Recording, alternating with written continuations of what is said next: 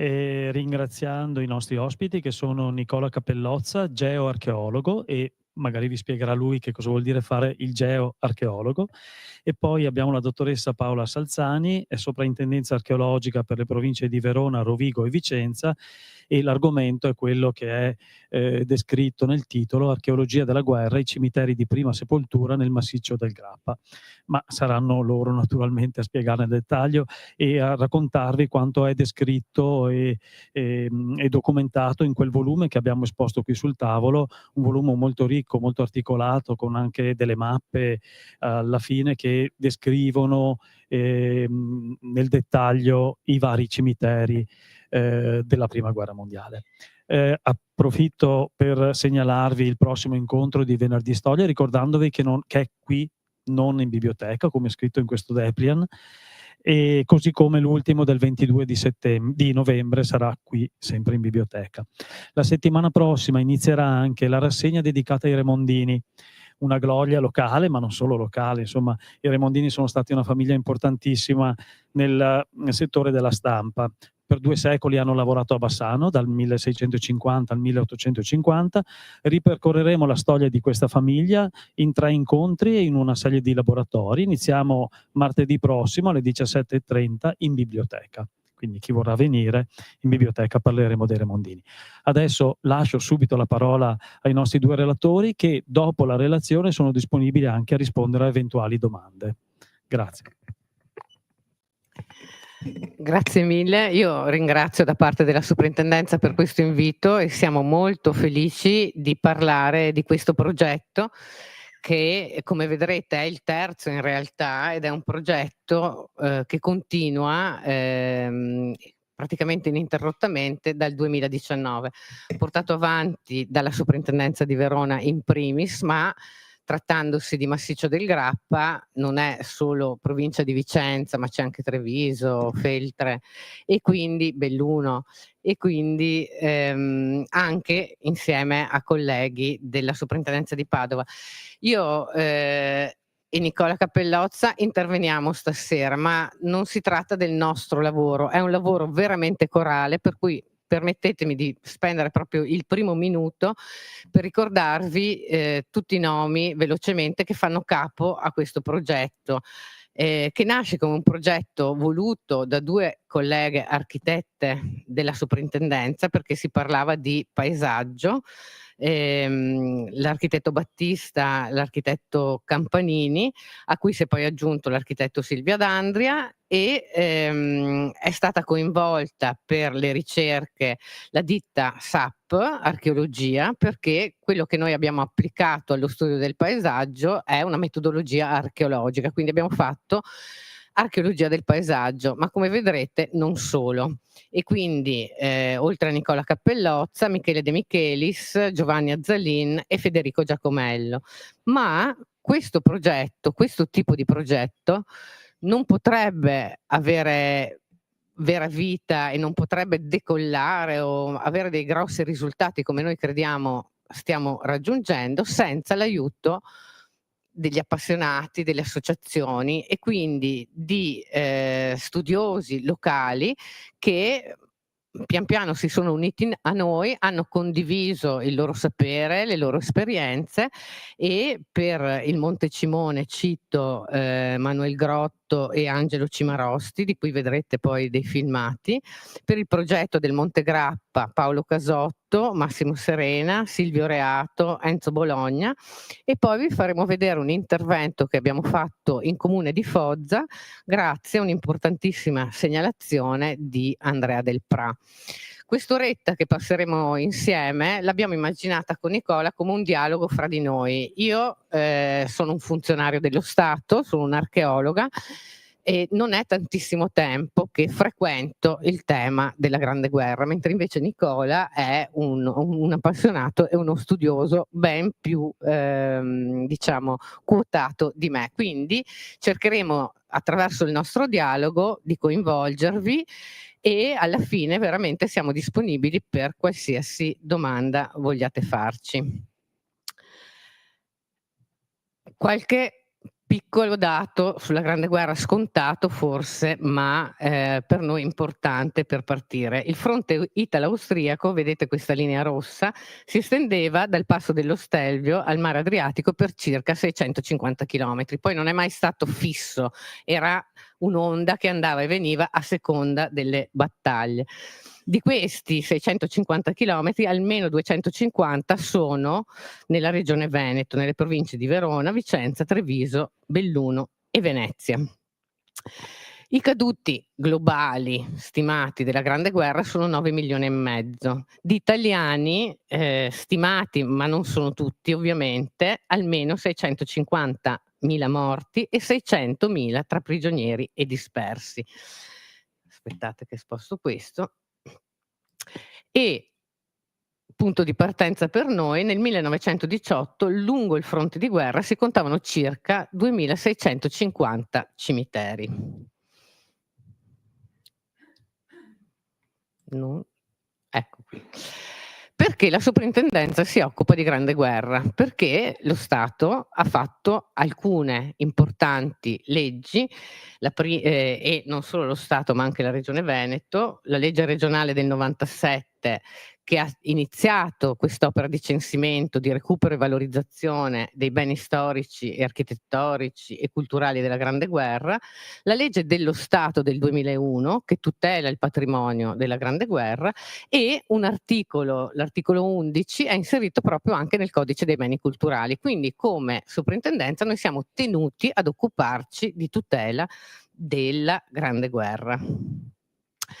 Ma inizialmente tutte le prime iniziative che vedremo si occupavano delle evidenze più monumentali, più percepibili immediatamente della Grande Guerra, soprattutto appunto costituite da forti e da trincee.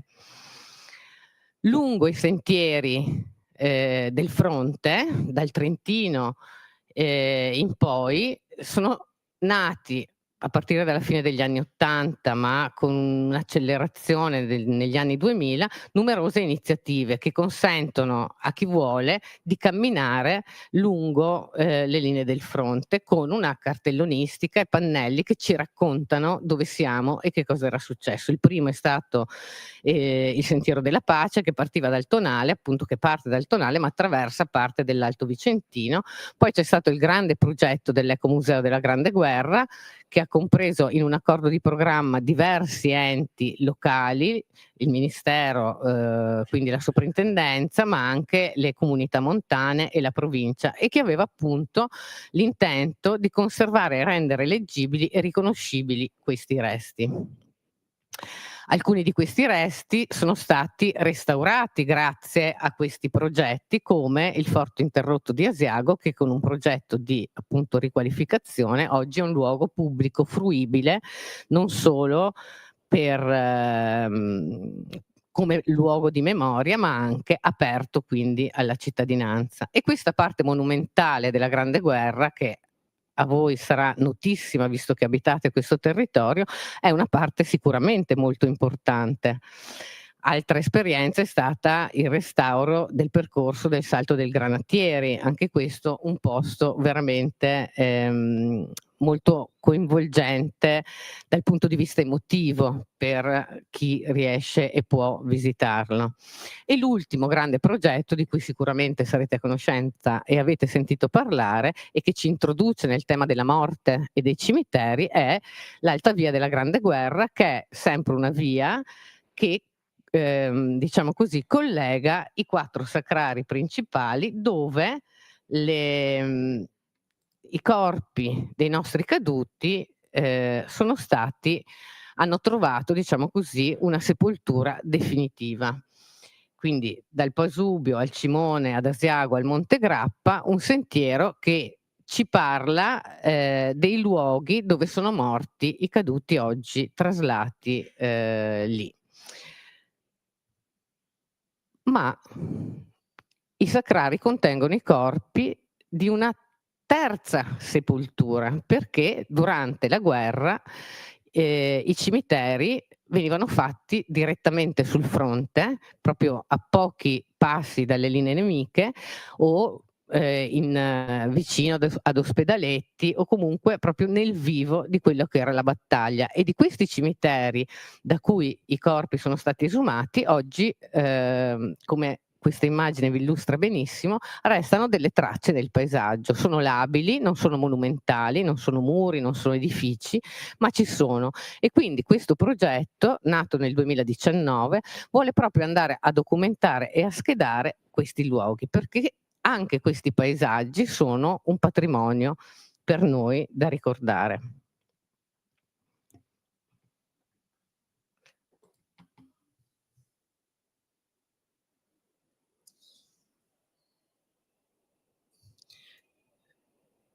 Abbiamo inserito questa clip dal film Uomini contro, perché ci rende proprio l'idea di quello che era la vita di questi luoghi che noi stiamo censendo.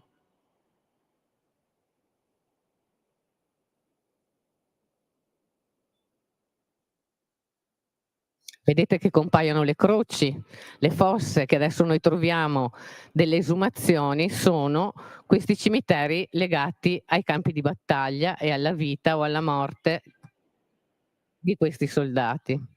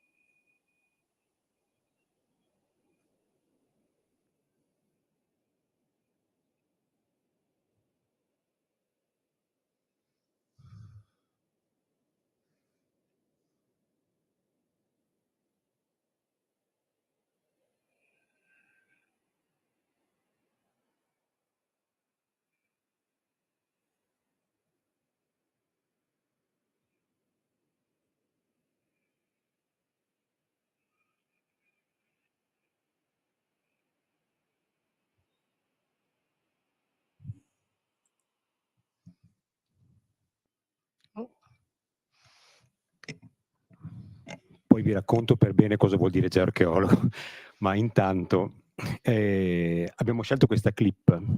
Penso che molti di voi ricorderanno questo questo grande capolavoro di Francesco Rosi, che si ispira a sua volta a un altro capolavoro indimenticabile che è il romanzo di Emilio Lussu, Un anno sull'altopiano. E perché questa clip? Perché questi sono i cimiteri di prima sepoltura. E quelli che possiamo anche definire cimiteri campali o il vero e proprio cimitero di guerra. Sono piccoli cimiteri di solito destinati a specifiche unità, cioè ogni unità ha il suo piccolo cimitero a livello di compagnia, a livello di battaglione, a livello di reggimento. E diventano, lasciatemelo dire, come delle piccole tombe di famiglia. C'è una memoria diretta, il signor tenente lo vede, il quarto è il tenente Ottolenghi e lo sguardo del tenente Lussu è eloquente, un ultimo sguardo verso il suo committitore, verso il suo compagno, verso il suo amico. Ecco, i cimiteri di prima sepoltura contengono questo tipo di atteggiamento, la sepoltura del compagno con una memoria diretta di chi era, di cosa è stato e sapendo perfettamente dov'è. Li mettiamo qui, ci sono i nostri morti. Questo contesto, è sotto gli occhi di tutti, perde completamente senso nella monumentalità dei grandi sacrari, diventano un'altra cosa. Ora sappiamo che, forse per l'eternità, tutti questi nostri morti sono contenuti in questi grandi luoghi, però quello che è stato la realtà del cimitero campale, del cimitero di prima sepoltura, è andato completamente perduto. È chiaro che non si potevano, sarebbe stato impossibile, un'opera immane, conservare centinaia di migliaia di tombe sparse per le montagne, soprattutto nel fronte come il nostro, nel fronte alpino. Ma ecco, giusto per capire, vedete, scusami. sei tornato indietro? Ecco, le immagini che vi proponiamo, l'immagine in alto a sinistra è una località qua, del massiccio del Grappa, tra l'altro, Casorda.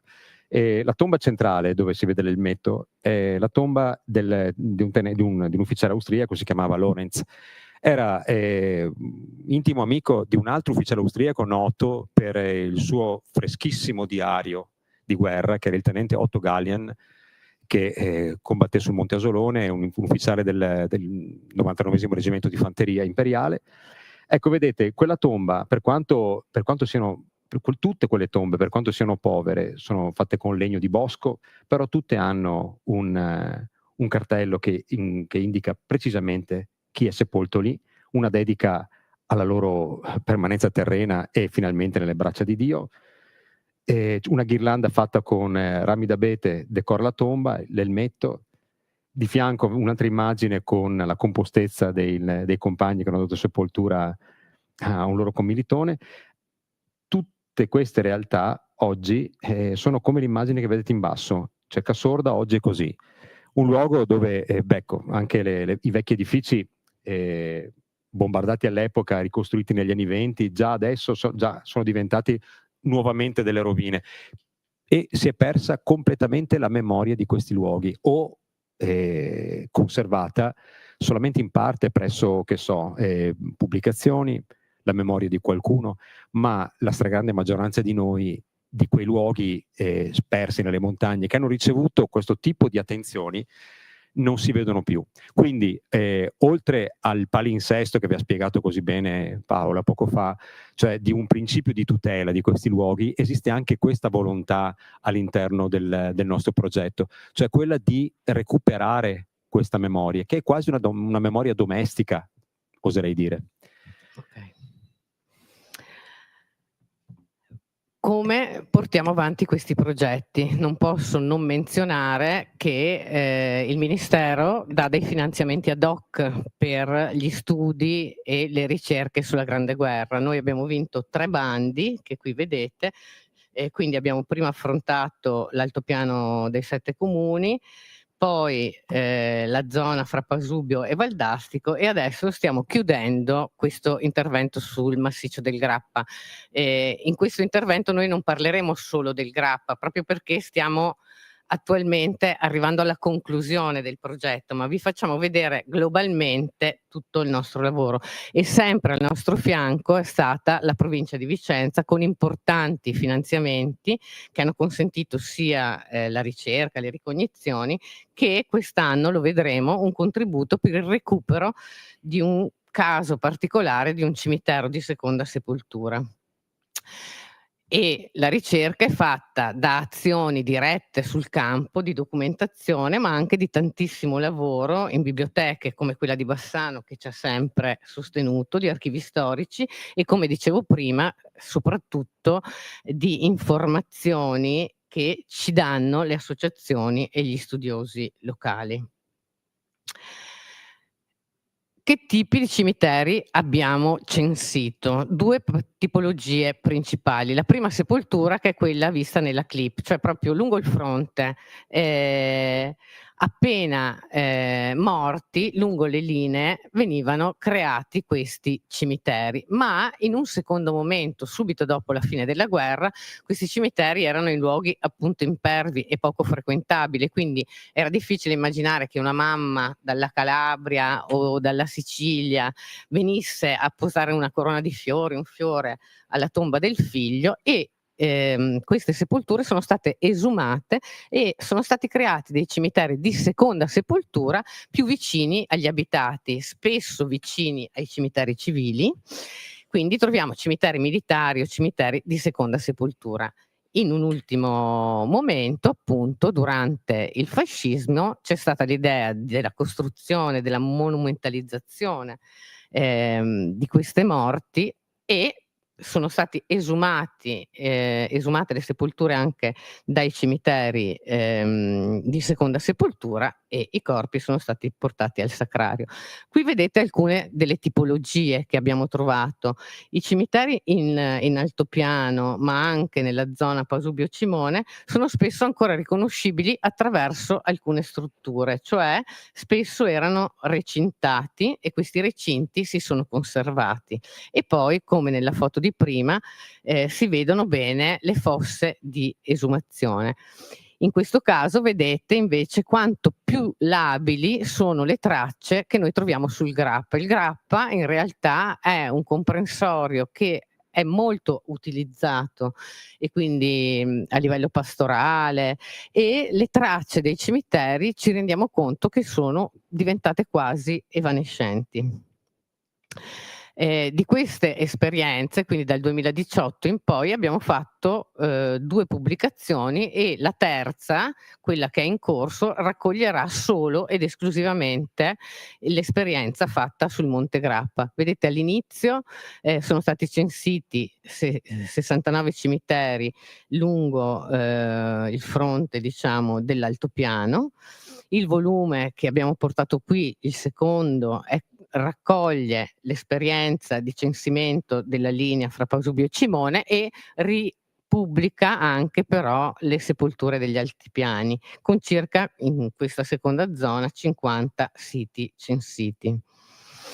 Di ogni sito noi abbiamo costruito una scheda completa, o il più possibile completa. Come vedete, quindi nel volume noi raccontiamo e raccogliamo tutte le informazioni, sia di tipo archivistico che fotografiche, che riguardano questi luoghi, dando anche proprio il posizionamento, perché questi luoghi possono essere visitati, cioè e tranquillamente raggiunti attraverso i sentieri montani. Alcuni di questi cimiteri, come questo di Pratomoline ad Asiago, vedete che conservano ancora parte delle lapidi, e qui erano stati sepolti, aspetta, perché c'è di solito, qui non lo trovo, comunque numerosissimi caduti della battaglia dell'Ortigara, esatto. Altri, come questo, appunto, di Monte Campigoletti, sempre ad Asiago, esatto, sempre in zona Ortigara, sono dei cimiteri particolari, nati come prima sepoltura, poi diventati di seconda sepoltura, e all'interno dei quali già l'idea del sacrario, no, quindi della tomba collettiva, come in questo caso, era nata, perché qui in questo luogo erano stati raccolti proprio tutti i caduti dell'area. Ed infine alcuni cimiteri, guardate quanto era grande e monumentale questo cimitero di Gallio. Questa è la foto attuale, presa dalla stessa prospettiva, cioè non esiste più l'espansione urbana, il cambiamento dell'uso dei luoghi ne ha cancellato completamente la memoria. Sul Grappa, come dicevo, troviamo diverse tipologie. In pochi casi troviamo ancora proprio la classica strutturazione, con, vedete, le linee di sepoltura e le fosse di esumazione che si vedono molto bene, come nel cimitero di Valdumella. In altri casi, come a Cason di Pertica, troviamo solo una croce a ricordare che quello è il luogo di sepolture. Guardate come erano monumentali, come in questa foto storica di Cancellalto.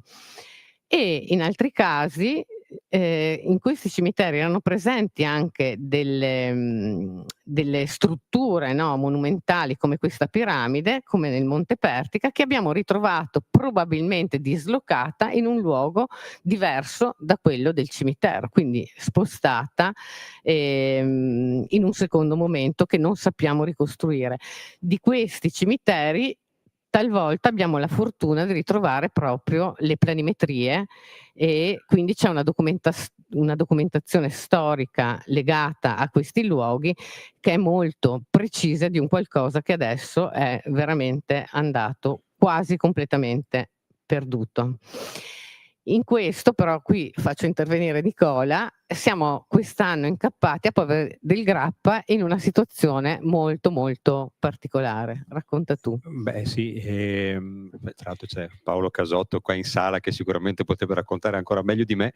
Beh, è proprio un caso fortuito nel censimento. Siamo partiti con un primo elenco di, diciamo così, di siti noti e abbiamo cominciato sistematicamente a censirli tutti e nel censimento, a parte la documentazione fotografica di rito, si è sempre cercato di percepire la presenza di qualche elemento che ricordasse il vecchio cimitero militare.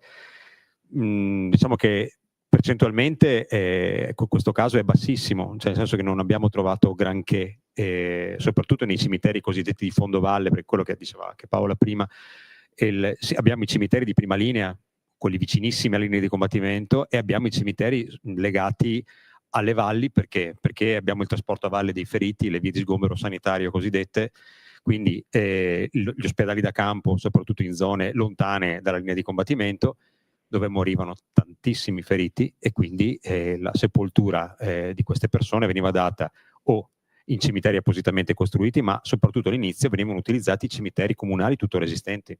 Quindi Pove del Grappa è uno di questi. Pove del Grappa aveva sicuramente almeno un ospedale da campo.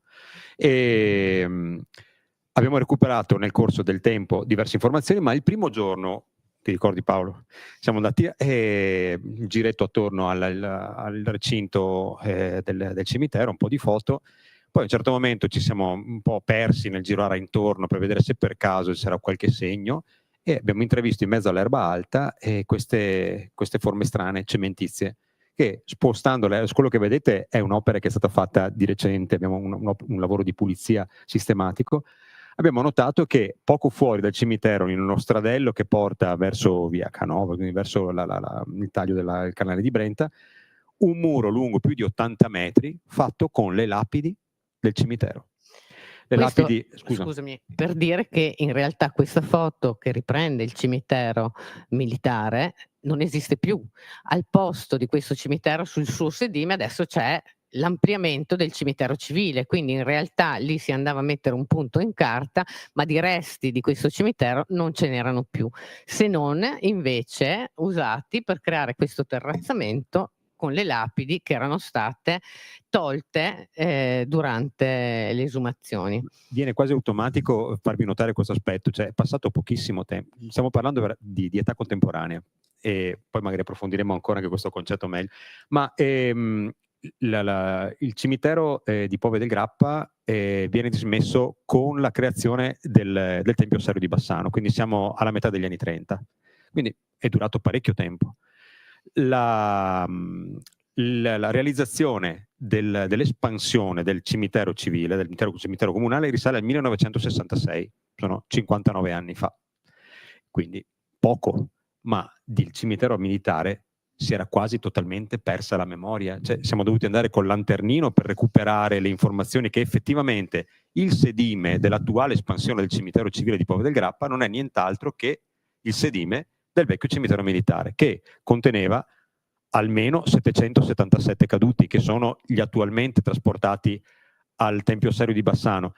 Non contiamo eventuali ritorni, diciamo, a casa di corpi esumati dopo la dismissione del cimitero di Pove, che sono tornati nei paesi di origine, o addirittura, questa è una notizia recentissima che abbiamo recuperato attraverso altra documentazione che continua ad arrivare, sappiamo dell'esistenza di una sorta di fossa comune con 92 ignoti. Quindi vedete, il numero cresce sempre di più. E, ecco, le lapidi che vedete sono lapidi cementizie prodotte in modo industriale, erano lapidi che venivano appoggiate sul terreno, le vedete nella fotografia storica, insomma sono quelle lunghe linee che riportavano in superficie, in rilievo, una croce, e sotto veniva applicata una targhetta metallica con due chiodi, due rivetti, che poi è stata tolta e messa all'interno dei loculi delle nuove e definitive sepolture. C'è un'immagine abbastanza eloquente proprio al Tempio Ossario, se andate nell'allestimento attuale, una fotografia che ritrae l'ossario bombardato durante la seconda guerra mondiale, che ha subito danni, e il crollo anche in parte delle lapidi della deposizione dei caduti della Grande Guerra, e si vedono i loculi aperti con all'interno le ossa, e davanti alle ossa c'è la targhetta che era anticamente applicata alla lapide cementizia. Diciamo che questo muro monumentale fatto di lapidi è attualmente lungo questo sentiero, che è una passeggiata che i cittadini di Pove compiono quotidianamente. È un luogo dove andare a camminare, a fare un po' di sport o a portare al passeggio il cane, e quindi grazie a un finanziamento della provincia insieme al comune di Pove quest'area verrà, fra virgolette, monumentalizzata, e verrà creata una cartellonistica per raccontare ai cittadini in che luogo stanno passeggiando. Tra l'altro un luogo bellissimo in mezzo a un uliveto, quindi un posto veramente molto molto evocativo.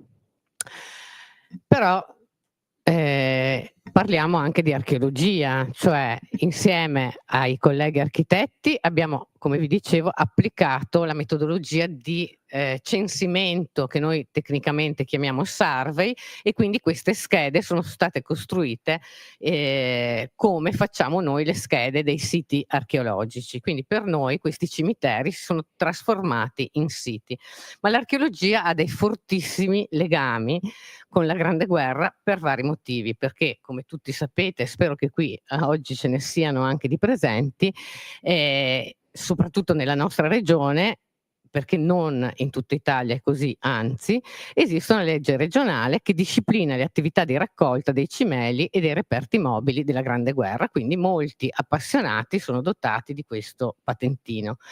E quindi il rapporto tra la soprintendenza, lo Stato, la regione e questi recuperanti è un rapporto complesso che noi vogliamo però cercare di accrescere, e vogliamo attraverso questo lavoro cercare di creare una nuova relazione, perché i recuperanti non sono oggi quelli che storicamente subito dopo il conflitto andavano a recuperare soprattutto i metalli, e quindi facevano un lavoro che aveva una forte valenza economica. Oggi sono appassionati di Grande Guerra, che appunto battono attraverso uno strumento particolare che si chiama metal detector questi luoghi. Il patentino e la legge regionale ci dice che quello che questi recuperanti possono raccogliere è ciò che affiora in superficie. Ma questo concetto della superficie è un concetto un po' vago, perché noi sappiamo benissimo che la movimentazione non viene fatta in superficie, ma viene fatta una movimentazione della superficie, e questa oggi, nel terzo millennio, si configura come proprio un'azione di scavo abusivo, perché lo scavo, fra virgolette, archeologico anche della Grande Guerra, che ha più di 100 anni, quindi per lo Stato italiano tutto ciò che ha più di 70 anni è un bene culturale. Se si trova sottoterra lo scava lo Stato, oppure si può fare un progetto di ricerca, presentarlo alla soprintendenza e farselo approvare. Molto spesso, cercando metallo, questi recuperanti non trovano cimeli della Grande Guerra, ma trovano materiale archeologico. Quindi, grazie a un costante lavoro anche portato avanti dagli ispettori onorari che noi abbiamo sul territorio, e qui io lancio un appello, chi incappa in elementi in metallo che non sono riferibili alla Grande Guerra può tranquillamente consegnarli al museo locale, a un pubblico ufficiale, a un ispettore onorario, o portarli in soprintendenza, perché per noi hanno un'importanza di ricerca di questi luoghi che hanno vissuto. Oggi noi parliamo della storia della Grande Guerra, ma hanno una storia lunghissima, e il ritrovamento di questi manufatti a noi serve per ricostruire la storia della nostra terra fin dalle origini.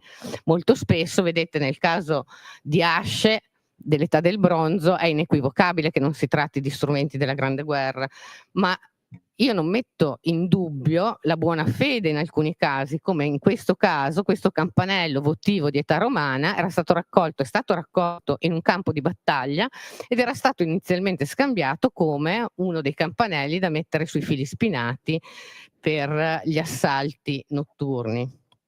Quindi questo è per darvi un esempio che negli anni stiamo raccogliendo, abbiamo già recuperato più di 50 elementi importantissimi per noi, per la ricostruzione preistorica anche di questi luoghi. Ma per far capire quant'è importante affrontare una ricerca anche in siti della Grande Guerra con una metodologia archeologica, dal 2024 abbiamo aperto proprio delle vere e proprie ricerche di scavo sul campo. Oggi vi raccontiamo molto brevemente 2 scavi che sono sul Monte Cimone. Lo scavo clou di quest'anno del progetto Grande Guerra, che è stato fatto in un ricovero sul Monte Asolone, ma grazie a questo rapporto sempre più stretto che stiamo cercando di instaurare con gli appassionati locali, grazie a una segnalazione, siamo stati in grado quest'anno di recuperare anche 2 salme di caduti di soldati, quindi, che non avevano trovato sepoltura in questi cimiteri, perché noi sappiamo che i dispersi possono trovarsi ancora appunto nei nostri boschi, come in questo caso, e non solo in Trentino. Adesso la ritirata dei ghiacciai restituisce annualmente praticamente corpi di soldati, ma anche nelle nostre montagne. Brevemente, anzi raccontalo tu Nicola, il Monte Cimone, vai. Vabbè, mi sa che forse è giunto il momento di svelare il mistero del geoarcheologo. Geoarcheologo perché sono un geologo prestato all'archeologia, detto fatto, nel senso che allora, sono 2 discipline che si vogliono bene, possiamo dire così, nel senso che entrambe, o meglio, l'archeologia ha ereditato dai geologi il principio stratigrafico, nel senso, con un'analisi specifica di quel che sta sopra e quel che sta sotto si riesce a dare una collocazione effettiva, si spiega il perché quel determinato oggetto si trova in quel determinato punto. Ma ne approfitto anche per approfondire ulteriormente una cosa che spesso e volentieri, anzi quasi sempre sistematicamente mi viene chiesta. Stiamo parlando di Grande Guerra, quindi come ho detto prima stiamo parlando di storia contemporanea. Tanti ci chiedono, ma cosa c'entra l'archeologia? Archeoslogia, l'etimologia parla chiaro, studio dell'antichità. Cosa c'è di antico nella contemporaneità?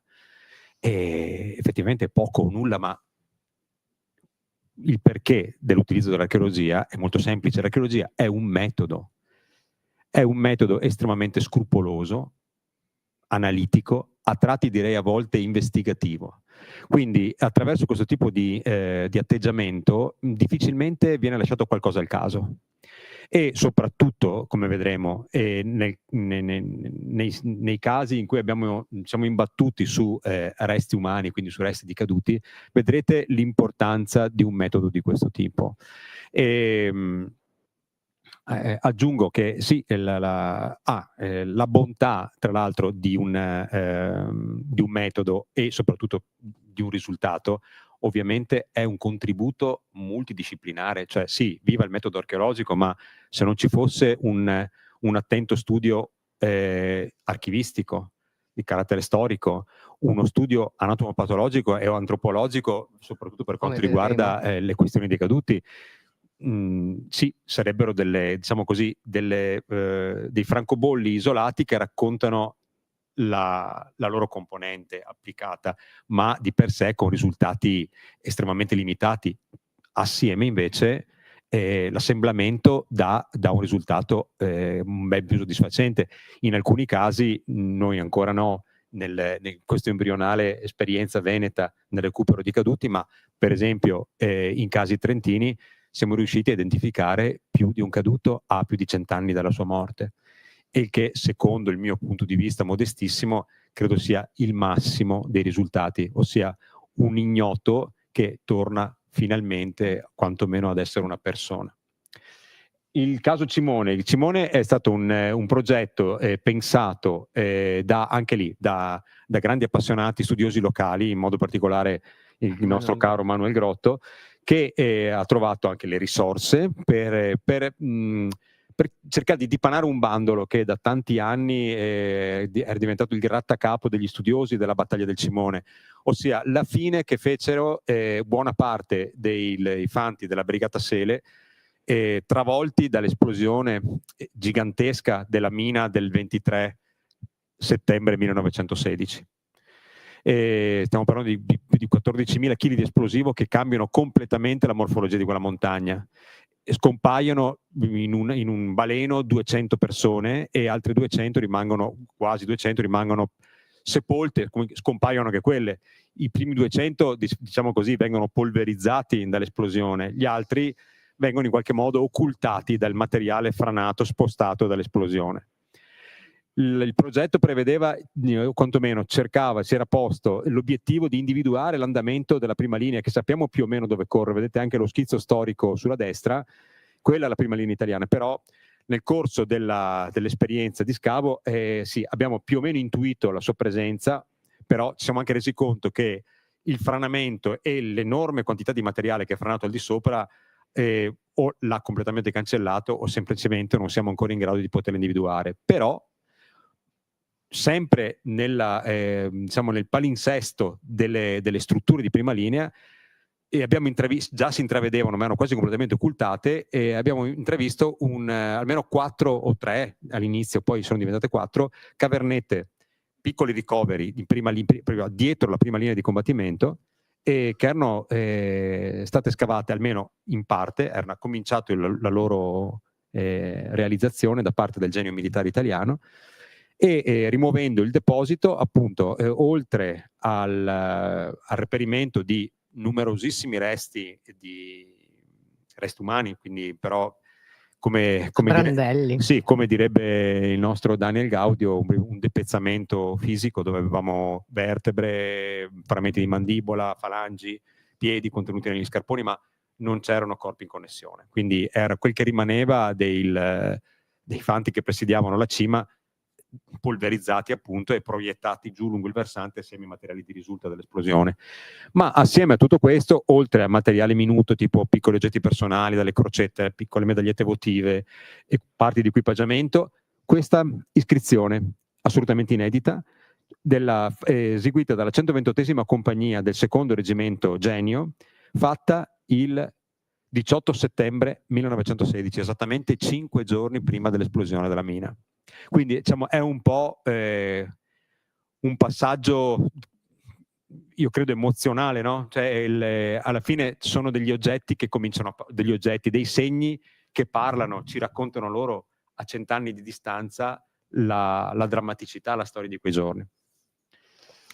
E quest'anno, affrontando il massiccio del Grappa, abbiamo deciso di fare lo scavo di un ricovero austro-ungarico. Questo sulla base di importanti notizie, questo diario di del tenente Otto Gallian, che raccontava la vita di quei giorni, e faccio partire un'altra clip. Intanto Nicola vi racconta come siamo arrivati a identificare questo posto sulla cima del Monte Asolone. Beh, sì, diciamo che allora è una storia vecchia. Allora, torna fuori il geoarcheologo che qua, ero ancora all'università, stavamo facendo la campagna di rilevamento geologico della dorsale del Grappa, dalla Valle del Piave al canale di Brenta, e spesso e volentieri con un collega sfruttavamo i tagli artificiali delle trincee e delle caverne per misurare la giacitura degli strati, in questo caso dei calcari grigi, che caratterizzano la stragrande maggioranza delle dorsali principali del massiccio. Ecco, ci siamo imbattuti in una piccola apertura. Vedete, guardate la sequenza, non tutti ovviamente, buona parte degli avvallamenti che vedete, quelli più allineati, sono quel che rimane degli ingressi, degli incavernamenti costruiti dai reparti austro-ungarici quando nel dicembre del 17 hanno acquisito la vetta della montagna, prendendola ai reparti italiani. E tutto il resto, che la butterazione che vedete non è nient'altro che quell'enorme buccia d'arancia che molti di voi penso conosceranno. Insomma, il paesaggio è ancora particolarmente pregno di questi segni, che è i segni lasciati dai bombardamenti d'artiglieria. C'era questo piccolo anfratto, mi ci sono infilato dentro, mi sono reso conto che era un incavernamento anche quello. E quando sono tornato un paio d'anni dopo, si era completamente ostruito, e mi è rimasta nella memoria, me l'ero segnato sul mio diario di campagna, e sulla scia poi magari lo facciamo ripartire, Sì. sulla scia del progetto, ho pensato, potrebbe essere una buona occasione, cioè trovare un luogo che all'epoca mi era sembrato assolutamente intonso, cioè era intasato di materiale detritico, ma non c'erano tracce di manomissioni recenti. E ci siamo detti, potrebbe essere un buon terreno per sperimentare una metodologia di scavo stratigrafico di tipo archeologico in un contesto della Grande Guerra, in un contesto tra l'altro estremamente particolare, perché innanzitutto è una caverna di primissima linea, siamo proprio dietro la linea di combattimento di Monte Asolone, che per chi conosce la storia di quei luoghi sa perfettamente essere stata una delle montagne più insanguinate del massiccio del Grappa. In più, confortato dall'esistenza del diario già citato più volte, lo definisco freschissimo perché era un diario che scriveva momentaneamente, cioè lo ha scritto in quei giorni, poi pubblicato negli anni 30, ma la memoria era diretta. Otto Gallien, questo ufficiale di fanteria austriaco, ha accolto e con una scrittura assolutamente felice ha lasciato dei segni, credo, indelebili, nel senso che scavando queste realtà, e soprattutto per quanto riguarda la caverna in oggetto, abbiamo visto letteralmente e fisicamente toccato delle cose descritte da lui più di 100 anni fa ormai. Per esempio, il fondo della caverna era l'unico punto centinato con un vecchio legname di allora, e troviamo nel suo diario che effettivamente i materiali scarseggiano tantissimo, quel poco di legname che arriva sulle prime linee arriva a settembre del 1918, loro acquisiscono la montagna nel dicembre del 1917 e la perderanno definitivamente nell'ottobre del 18, ma riescono a centinare, quindi proteggersi dall'infiltrazione d'acqua dello stilicidio solamente a settembre, tanto che dice continuiamo a vivere con i piedi nell'acqua seduti sulle cassette di munizioni. Ma guarda, vi leggo un passaggio che tra l'altro tira in ballo anche la questione cimiteri, giusto per... Scrive Gallien. Inoltre una razione di pane sempre più minuscola, sì. Il vitto freddo, gelato, arriva nelle tarde ore serali alla posizione, ove non c'è alcun combustibile per riscaldarlo. Per sopperire a questa necessità, la truppa brucia le croci raccolte nelle vicinanze, poi gli affusti e i calci delle armi catturate agli italiani, nonché quelli dei loro stessi fucili diventati inutilizzabili. E poi ancora, c'è quasi una nota, se volete, umoristica, però diciamo così, tragicomica. Il mio attendente mi prepara quotidianamente una pessima bevanda a base di caffè nero. Finché non mi preoccupo circa l'origine dell'acqua usata, molto fiero di sé, mi porta a un defilato cratere di granata, di cui teneva segreta l'esistenza, nel cui fondo c'era una pozza d'acqua desolatamente gialla, residuo dell'ultima pioggia. Ne resto poco edificato, anche perché in quella zona si trovava il vecchio cimitero della divisione ungherese, tanto più che nell'immediate vicinanza della pozza affiora alla luce del sole un vecchio scarpone da montagna, conseguenza degli incessanti bombardamenti che per 3 volte avevano messo sottosopra il cimitero. Salute. Il mio attendente è un filosofo, egli crede che se finora il suo caffè non mi ha fatto male, non lo farà neppure in futuro. Ecco, questo scrive da quella linea. Stamattina questo cimitero sono riuscito a individuarlo. E a proposito di quel che si diceva, la condivisione dei dati, ecco, di recente un nostro caro amico, collega, collaboratore, Enzo Bologna, è tornato a quello che è definito Krieg's Archiv di Vienna e ha trovato della documentazione straordinaria. Ci sono delle planimetrie di allora, datate 1918 in scala 1/25.000, che riproducono la distribuzione delle zone di sepoltura, austro-ungariche in questo caso. E questo, un elaborato più completo, ne segna circa una trentina solo attorno fra Monte Asolone, Col della Beretta, Monte Pertica. Il numero 4, che il documento definisce come numero 4, e facciamo questi giochetti, anche la tecnologia ci viene in aiuto. La carta storica è stata georeferenziata utilizzando un sistema, noi chiamiamo GIS, che diventa una piattaforma su cui si possono sovrapporre questi documenti riportandoli nella scala che ci interessa alla cartografia attuale o addirittura alla fotografia satellitare. Quindi con un punto georeferenziato di coordinate note siamo riusciti a individuare esattamente il punto del cimitero numero 4, che cade esattamente vicino a una grande pozza d'acqua attualmente, che era un vecchio cratere di granata, appena dietro le prime linee dove abbiamo fatto lo scavo quest'estate, e dove Gallian colloca il cimitero della divisione ungherese. Ecco, questa era una nota che volevo aggiungervi. Aggiungo io e concludo sull'esperienza del Monte Asolona, che pubblicheremo nel libro sul Monte Grappa, che la scelta di questo rifugio è legata al fatto che era uno dei pochi chiuso e non violato, nel senso che i recuperanti hanno, perdonatemi il termine, devastato molti di questi siti, e durante le nostre ricerche sono venuti anche a trovare noi. Infatti avevamo segnato che c'era una fototrappola, abbiamo fatto la denuncia, è aperto un fascicolo ovviamente contro ignoti, ma quello che vorremmo far capire è che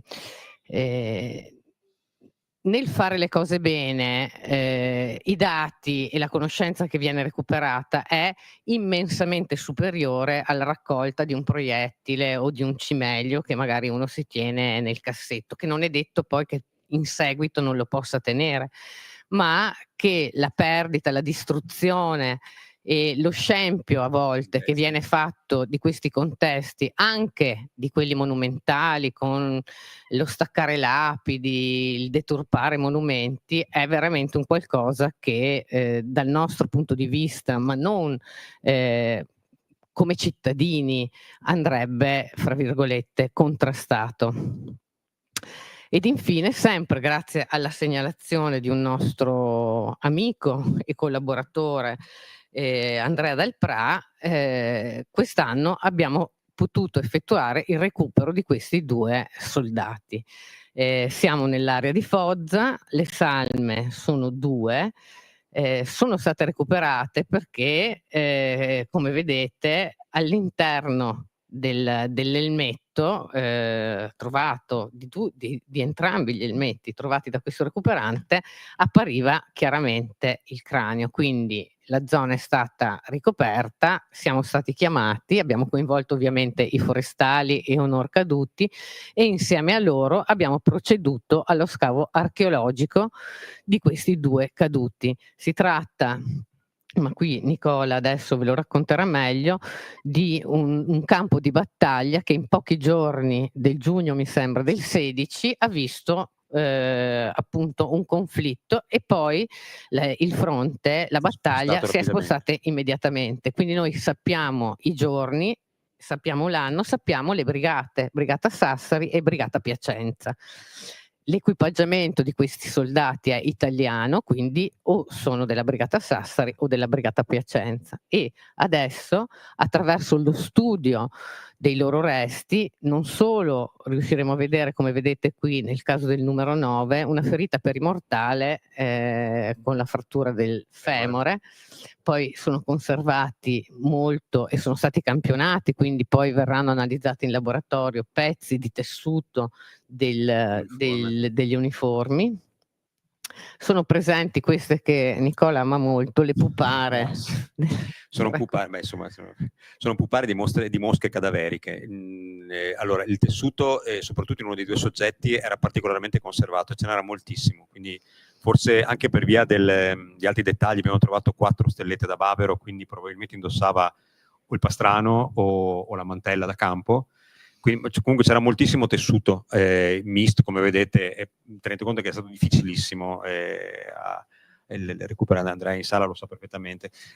Il radicamento della vegetazione aveva creato veramente una sorta di ragnatela difficilmente trattabile, come diciamola così. Ma soprattutto all'interno dei resti del tessuto abbiamo trovato moltissime di queste pupare. Cosa sono le pupare? Sono praticamente il bozzolo che rimane della larva, che poi diventa mosca, e che ha colonizzato il cadavere. E questo cosa ci dice? Ci dice che, a parte il campione che abbiamo prelevato, poi verrà studiato dettagliatamente, ma già ve lo posso permettere, ci dice il periodo in cui sono morti. Ossia, i nostri colleghi biologi forensi ci diranno: questa mosca qua si sviluppa in questo periodo della stagione, vive tot, quindi noi sappiamo con questo elementi ci sono noti, però sono tutte conferme, capite? Cioè alla fine è questo, il lavoro multidisciplinare è anche questo, cioè più elementi aggiungi di prova a quello che è la tua teoria che stai sostenendo, più ovviamente il tuo lavoro è credibile. Ecco, quindi le pupare, vabbè, sappiamo che in quella zona i combattimenti sono stati rapidissimi. Si tratta, stiamo parlando della controffensiva italiana di risposta a quella che poi è passata alla storia come la Straffenspedition austro-ungarica della primavera del 1916, quindi siamo alla fine della primavera, inizio dell'estate del 16, e abbiamo di fronte i resti di 2 soldati italiani in tenuta da combattimento, perché le caratteristiche del loro equipaggiamento parlano chiaro. Sono 2 fanti con equipaggiamento da battaglia, e vedete il dettaglio, le giberne contengono addirittura caricatori aggiuntivi. Normalmente una giberna dell'equipaggiamento modello 1907 conteneva 3 caricatori, qua ne abbiamo 5. E anche in altri contesti ne abbiamo trovato, c'è anche l'altra salma del numero 1, il secondo soggetto, aveva addirittura probabilmente caricatori aggiuntivi nel tascapane, ne aveva ancora di più. Ecco, quindi erano stati dotati di molto munizionamento perché mandati all'assalto. Entrambi, e questi sono i dettagli che poi ci permettono di anche aggiungere elementi al contesto, entrambi hanno tutte queste parti di equipaggiamento che ci dicono sono 2 fanti mandati all'assalto. Di che unità? Probabilmente, come diceva Paola, le brigate impiegate lì sono la Piacenza e la Sassari. I reggimenti addirittura siamo riusciti a calare a livello di reggimento, sono 111esimo e 152esimo. Poi bisogna capire a quali di questi 2, perché parliamo di centinaia di migliaia di uomini, però sappiamo che il numero dei caduti e dispersi è limitato, e sappiamo anche che dai dati rilevati sul terreno che questi 2 soldati non hanno più l'arma di dotazione, quindi non c'è il fucile, non hanno la baionetta perché è inastata sul fucile, quindi ovviamente mandati all'assalto, non hanno le borracce per l'acqua, e poi analizziamo anche questo, e soprattutto non hanno nessun elemento che ci possa ricondurre a documenti identificativi, ossia non hanno quello che era il sistema identificativo più utilizzato all'epoca, che era il cosiddetto piastrino modello 1892, un lamierino di zinco rettangolare cucito sotto la bottoniera della giubba, o i neoarrivati cosiddetti il modello 1916, che sono una tessera militare cartacea dentro un astuccio metallico, che in quelle condizioni di deposito si sarebbero completamente distrutte, almeno la carta. Però quantomeno una traccia rugginosa dell'astuccio l'avremmo trovata, quindi non c'erano. Allora, non c'era l'acqua, non c'era l'arma, non c'era il documento identificativo. Molto probabilmente in questa fase della ricerca, che è tuttora in atto, a livello di studio, supponiamo che questi 2 soldati siano stati in qualche modo gestiti dai loro commilitoni. Un elemento importante: durante lo scavo ci siamo resi conto che parte dell'equipaggiamento era stato spostato vistosamente e non si è mosso per gravità o per bioturbazioni. Per bioturbazioni intendo i movimenti dovuti, che so, alle radici degli alberi o qualche animale, perché le giberne piene di caricatori pesano moltissimo, non si spostano facilmente, quindi probabilmente sono stati in qualche modo, ripeto, gestiti o per provare a curarli o perché gli hanno preso appunto gli elementi identificativi, quindi non siamo nemmeno più forse di fronte a dei dispersi, ma dei veri e propri caduti in combattimento registrati, ossia probabilmente da qualche parte esiste il loro atto di morte. Ed è quello che appunto, proseguendo nelle ricerche, cercheremo di fare.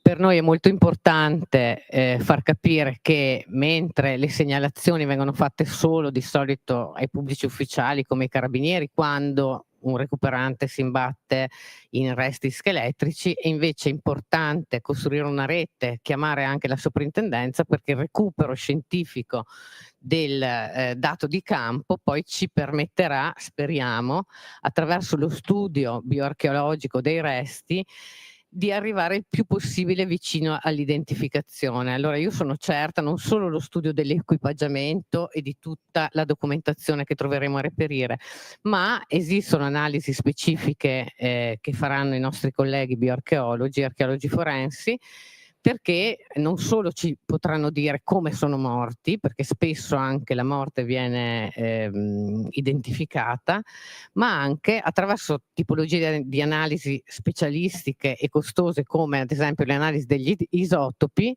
isotopi dello stronzio in questo caso, e anche dell'ossigeno, ci dicono dove sono nati. Quindi se voi pensate alla Brigata Sassari, che era composta soprattutto in una molto esatto, noi solo grazie a queste analisi potremo capire se questi soldati fanno parte della Brigata Sassari, quindi restringere e andare a cercare fra i caduti di quel periodo della Sassari, magari a riuscire ad arrivare al loro nome. Quindi, avviandoci a concludere, poi speriamo di aver suscitato il vostro interesse e siamo aperti alle domande, perché come soprintendenza e insieme ai ricercatori locali vogliamo affrontare il tema della Grande Guerra, perché è un tema che sul campo, sia come tracce nel paesaggio che come manufatti, lascia tantissimo, e perché è un patrimonio che, se diventa un qualcosa di cioè diventa azionato, si agisce all'interno di un'azione pubblica, diventa valore comune, valore di tutti. Quindi, ripeto, il nostro invito come ricercatori di questo progetto è proprio quello di voler costituire quelle che nelle convenzioni sui beni culturali, come la Grande Guerra, vengono chiamate comunità di patrimonio. Perché non creare comunità di patrimonio su questo territorio, che insieme alla soprintendenza e a tutti gli attori interessati, alla biblioteca, ai comuni, non costituiscono dei centri di raccolta, di ricerca, di studio, di memoria di questo evento tragico e catastrofico che diciamo è parte integrante di questo territorio e che purtroppo ha modellato il nostro presente e che purtroppo vediamo agire nello stesso modo nella contemporaneità, più o meno lontano da noi, perché vi assicuro che personalmente occuparmi del conflitto, andare su questi luoghi anche durante il recupero di questi corpi e tornare a casa e sentire le notizie quotidiane su Gaza, sull'Ucraina, è un qualcosa che fa veramente male, perché anche questa volta la storia non ci ha insegnato niente, ma a livello di educazione ai giovani, ai ragazzi, portarli in questi luoghi, raccontare queste storie forse può servire, perché vi assicuro che c'è veramente la percezione, passeggiando tra le trincee o andando nei cimiteri, di quello che è successo poi ai nostri nonni. Grazie.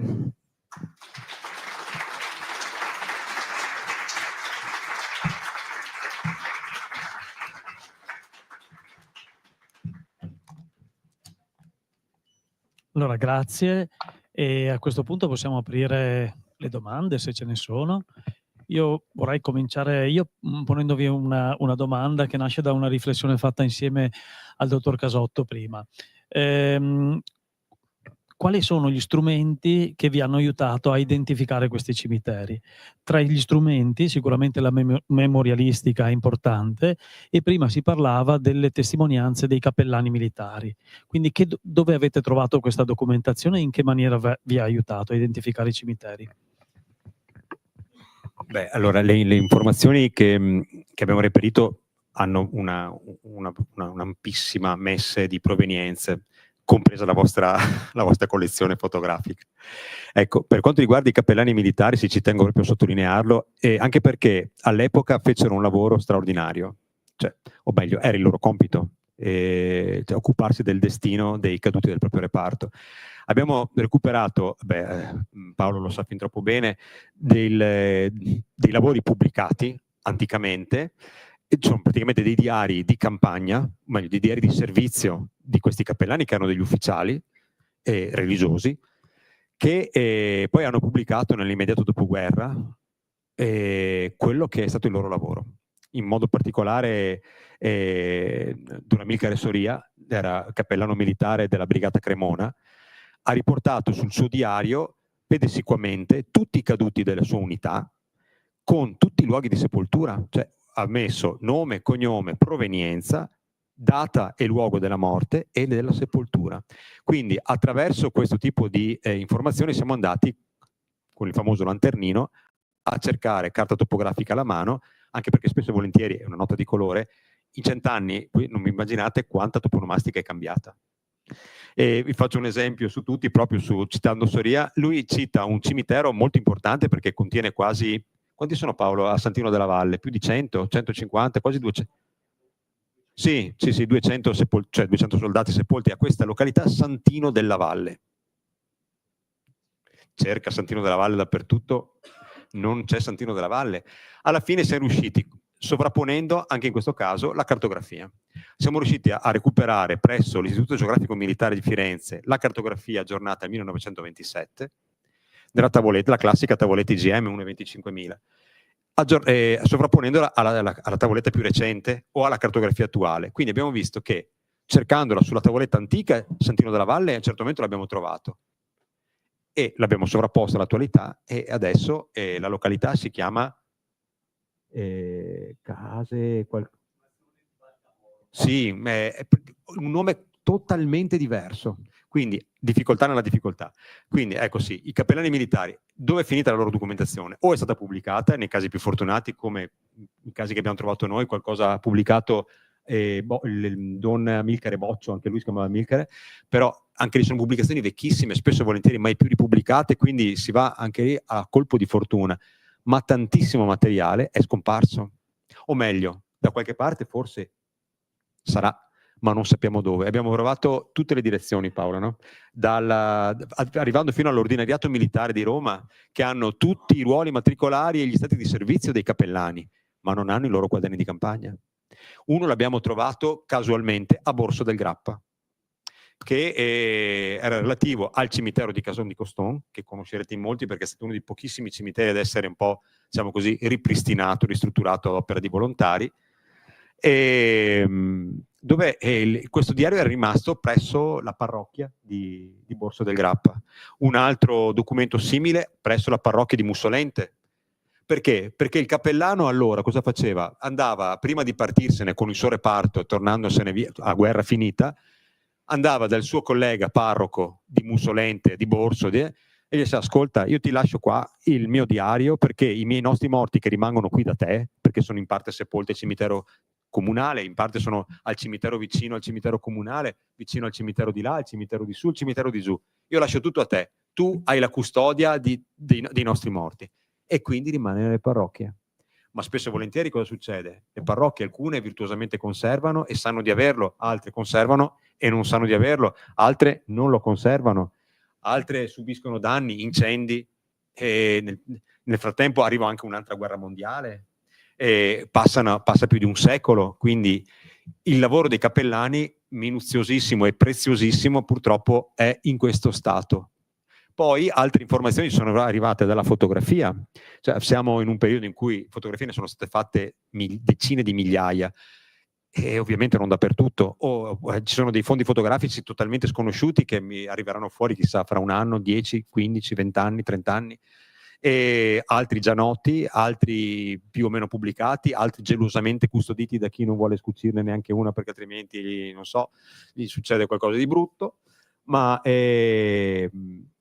hanno dato comunque un contributo fondamentale. Perché? Perché riusciamo a fare un confronto ieri e oggi, riconoscendo il territorio. Poi è chiaro che se una fotografia viene scattata da qui a lì con un gruppo di 5 croci, potrebbero essere ovunque. Poi testimonianze di diari storici delle parti e fonti pubblicate anticamente e, non dimentichiamolo, le testimonianze orali.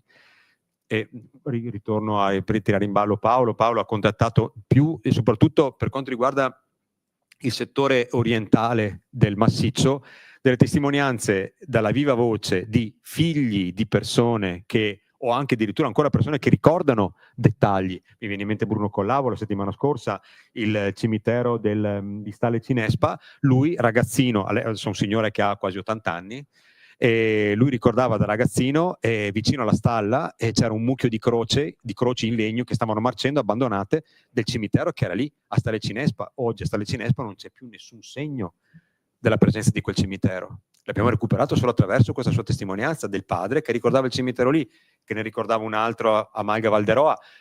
Ecco, il contributo di cui si parlava prima alla fine, una multidisciplina che va, sì, scientifica, però arriva anche alla mera memoria empirica. Grazie. Sull'altipiano di Asiago ci sono ancora cimiteri, però molto spesso di caduti tedeschi, austriaci o francesi, inglesi. È stata fatta una scelta a suo tempo di riesumare soltanto i corpi dei caduti italiani? Ci sono cimiteri ancora di italiani? Allora, di prima, seconda almeno sepoltura? Sull'altopiano di Asiago no. E gli italiani sono stati tutti esumati, o quantomeno si crede che siano stati tutti esumati, perché sappiamo poi anche per dati archeologici e anche di mia diretta esperienza, soprattutto nei cimiteri attorno a Monte Zebio, che le esumazioni, ma questa ormai è storia, venivano fatte a volte molto bene, poi quando la massa di lavoro è diventata talmente complessa e enorme, sono state commissionate in tutte le direzioni le attività e quindi spesso e volentieri, come purtroppo spesso capita, i lavori venivano fatti, diciamo così, un po' alla carlona, passatemi il termine, e quindi si accontentava del cranio e i femori rappresentativi della salma, ma tutto il resto dell'apparato scheletrico rimaneva sul terreno. Tanto che i cimiteri di prima e di seconda sepoltura sono luoghi vietati dal patentino, no? Sì, come sì. ricerca, perché nel caso che ha citato lui sul Monte Zebio, durante il restauro, questo è uno di quelli che è stato restaurato, nel senso che i corpi non ci sono più, ma alcuni di questi sono stati ripristinati, ma durante i lavori le ossa saltano fuori e sono luoghi, questi censimenti ad esempio servono alla soprintendenza che segue le opere magari di lavoro nelle malghe oppure la messa in rete con reti elettrici o tubazioni. Se passano vicino o sono nei pressi di questi cimiteri noi li attenzioniamo e facciamo i lavori in assistenza proprio perché il terreno continua a restituire ossa. Molto spesso anche immaginatevi le condizioni in cui venivano creati questi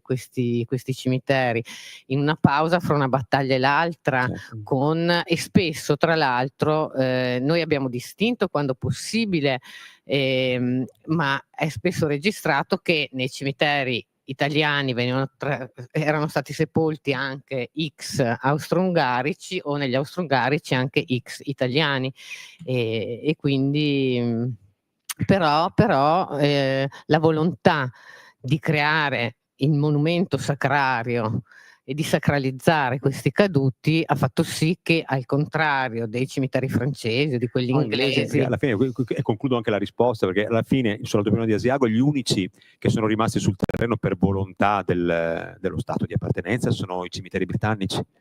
I francesi sono stati esumati tutti anche loro e portati all'attuale sacrario di Pederobba. I tedeschi e gli austriaci anche sono stati esumati tutti assieme agli italiani, in buona sostanza, praticamente con lo stesso tipo di operazioni. Nel settore Grappa, dove ha combattuto anche l'Alpenkorps germanico, anche loro sono stati esumati e portati al sacrario militare di Quero e una percentuale più piccola al cimitero di Feltre di San Paolo. Sì, quello che diceva Paolo è giusto, nel senso, a volte ecco, torniamo al lavoro virtuoso dei cappellani, i cimiteri misti, dove quando era possibile il cappellano dava sepoltura ovviamente a tutti, cercando di dare a tutti la stessa dignità. Cioè abbiamo trovato dei documenti molto belli dove sono descritte le sepolture, il loro numero, nome e cognome del defunto, cioè del soldato sepolto, italiano, austriaco, grado, reparto di appartenenza, e quando non era più possibile italiano ignoto, austriaco ignoto e via così. Volevo chiedere, Prego. tutti i pezzi che trovate di ossa, Beh, Prego. allora, vengono recuperati e tenuti in studio finché gli antropologi forensi non li studiano. Una volta studiati, quindi fatte tutte le analisi possibili, che appunto, ripeto, vogliono trasformare questi corpi in persone, vogliono ridare, diciamo, luce alla storia di queste persone. Una volta finiti gli studi, i corpi vengono restituiti a un Orcaduti che procede alla tumulazione definitiva nei sacrari.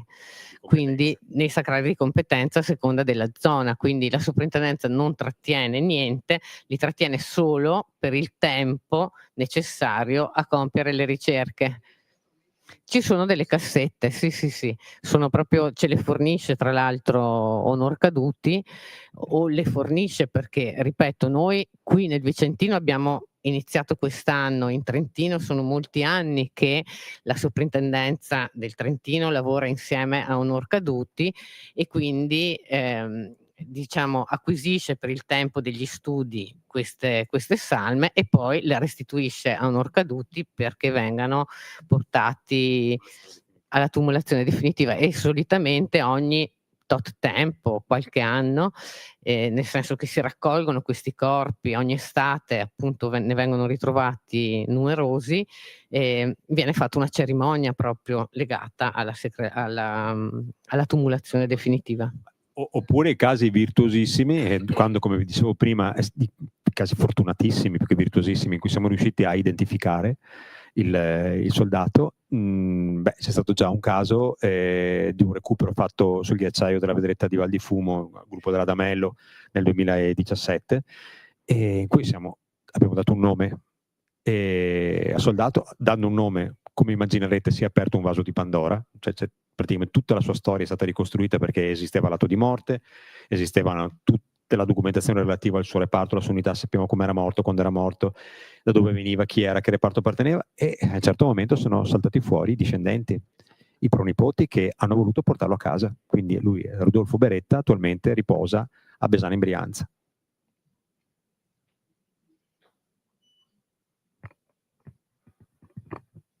Sì, buonasera.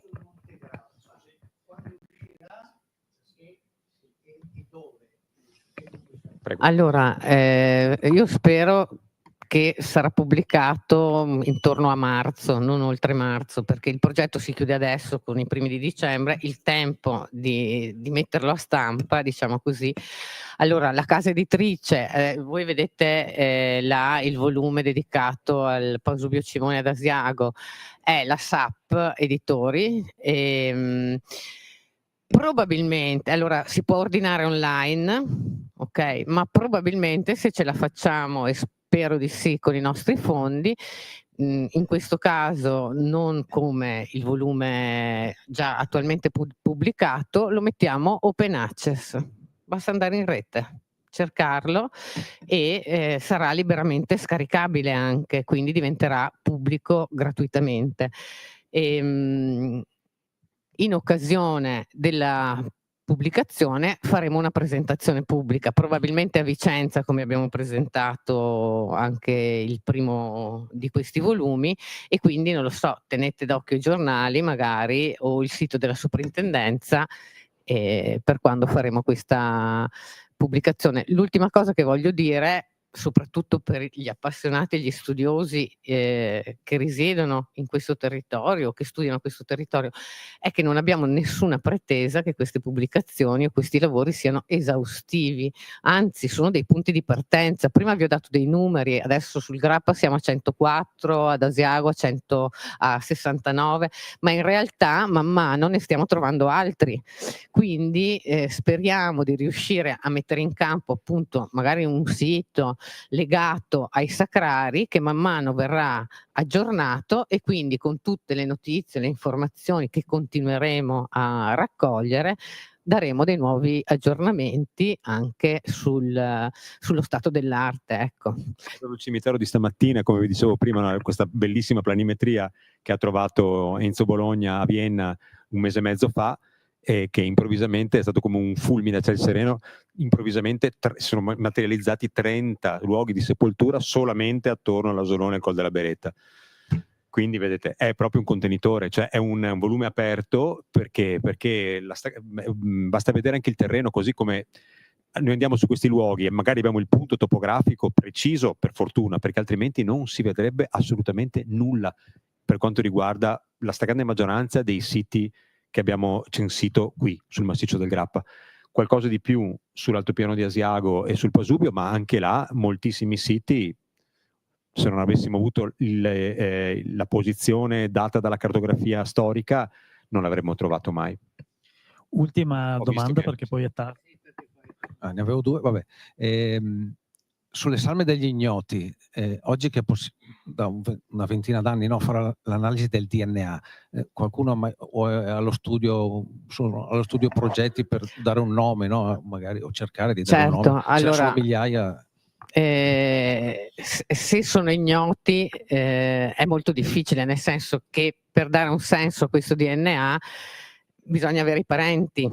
Nel caso di Foggia, però, se noi riuscissimo a identificare la brigata di appartenenza e quindi ad arrivare a chi c'era in quei giorni, in quei luoghi, a quali sono i caduti, se escludiamo che siano dispersi, a quel punto i nomi noi li abbiamo e quindi possiamo andare a ritrovare le famiglie, e saranno gli studi che faremo sugli isotopi o di altri tipi di analisi che magari ci diranno: vabbè, tentiamolo il DNA, chiediamo ai discendenti se vogliono. Se soprattutto hanno una linea di discendenza compatibile. Esatto. Lo cito proprio al volo, il caso della Marmolada, Sì. anche lì sembra un caso trentino dell'anno scorso. Siamo arrivati attraverso lo studio della cultura materiale, cioè di quello che avevano addosso, a capire sicuramente che erano innanzitutto due individui diversi, entrambi appartenenti all'esercito italiano, con grado diverso, appartenenti alla stessa unità, e un ufficiale, un soldato, multidisciplinarità attiva, quindi arrivano i fogli matricolari, il numero di dispersi è limitatissimo. La battaglia dell'Ortigara, cioè la battaglia di Marmolada, ha prodotto una decina di dispersi, non di più, quindi numeri bassissimi, quindi di facile, tra virgolette, isolamento. Qualora adesso ci fossero chiare le rispettive caratteristiche delle due persone, identificate come potenzialmente quelli, stanno facendo addirittura anche in questo caso, lo citavi tu Paola prima, lo studio isotopico radioattivo, quindi per capire le loro rispettive provenienze, cosa che pare stia già arrivando. Fatto quello, cosa succede? Succede che il commissariato, l'ex commissariato generale onoranze caduti in guerra, ora ufficio per la tutela della memoria, e attraverso la competente arma dei carabinieri cosa fa? Dà mandato di andare a cercare la discendenza. Andranno a cercare la discendenza di queste persone. Se viene individuata, verrà fatto, se c'è appunto linearità, viene fatto il DNA. Altrimenti, se sono sufficienti i dati che sono stati recuperati attraverso lo studio analitico della cultura materiale, degli aspetti anatomopatologici, forensi, tutto quel che volete, magari ci siamo contenti lo stesso, come è già successo, però l'istanza DNA certo è attiva. Bene, grazie a tutti.